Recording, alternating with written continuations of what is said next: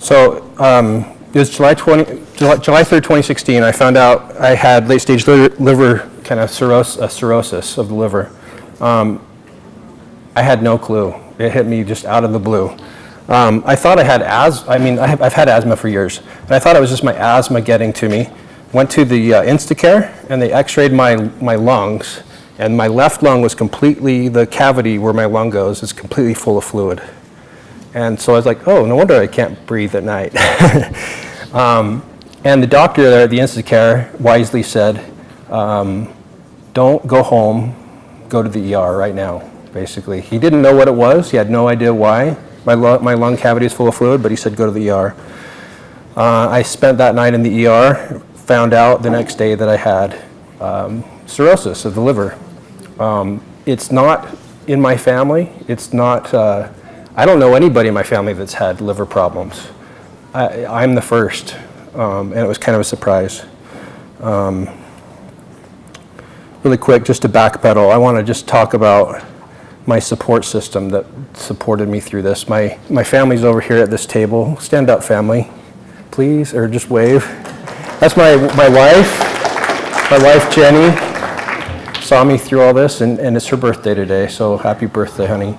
And then Josh and Leah are my two kids, and so I have a rather young family. It was kind of a surprise and nerve-wracking to find out that I was in such bad shape.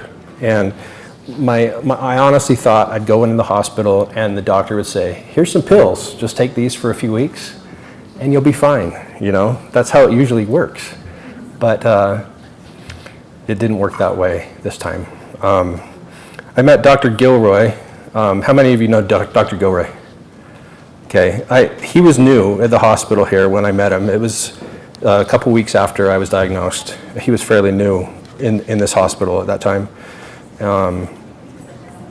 And my first impression is that I got the feeling he really kind of knew what he was talking about for the most part.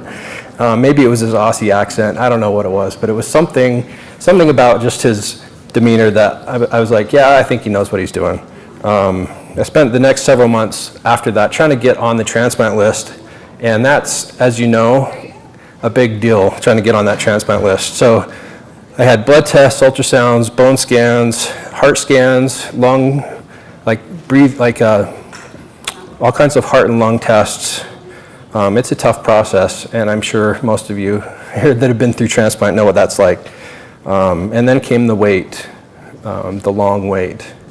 I was luckier than most. I only had to wait 1 year, and I know that seems relatively short because I've heard stories of people that have been waiting for years, 7 years in some cases, and maybe longer. I was very lucky. I kind of credit part of that to Dr. Gilroy. He talked me into signing up for what's called the high-risk liver. I asked him point blank, I remember, if this was you and you were in my situation, would you do it? Because he seemed like he really knew what he was talking about for the most part. And he said, yes, of course I would. This is the smartest move. And so I did, and I'm glad I did, because otherwise I may not be here, or I may have had to wait much longer. I signed up for high-risk liver. And in the year 2017, there were 52 transplants of liver, 52 liver transplants, I should say, done at this hospital. And there were 10 of those that were given hepatitis C positive livers. And I'm one of those 10. So we're an elite group, I guess you could say. But I'm just glad to be here, honestly, after that. And you know all of the things you go through as you're waiting on that list. I wrote down a few of the things I went through, and I don't want to go through the whole list because it's just excruciating to think about all this, but ascites, you know what ascites is? The fluid in your abdomen that kicks out of your liver when the liver's not doing what it's supposed to do.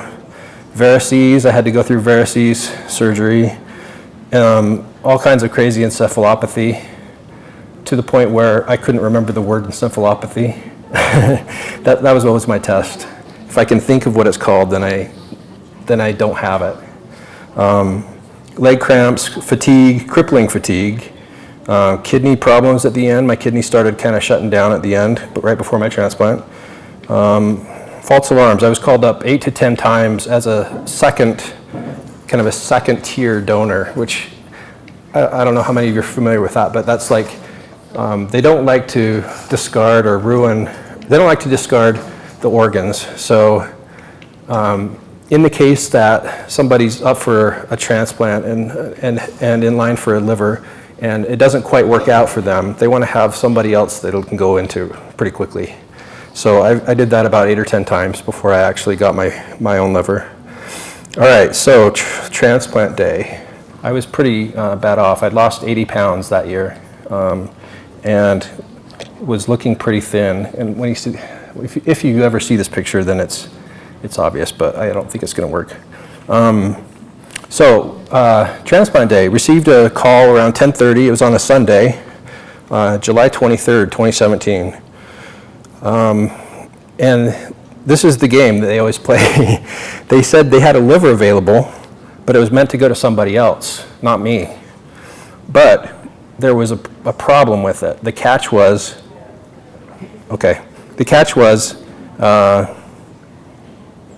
it wouldn't fit in the other person. So I wound up getting it.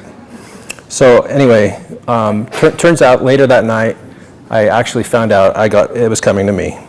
And I just wanted to say thank you so much to the transplant team that made all this possible, and for all of the hospital staff.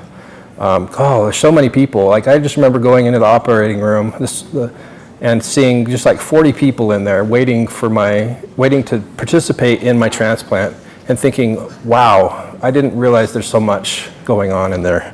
And I'm so grateful for even having this opportunity and still being here. And I'm grateful for my family for being there with me all the way through it.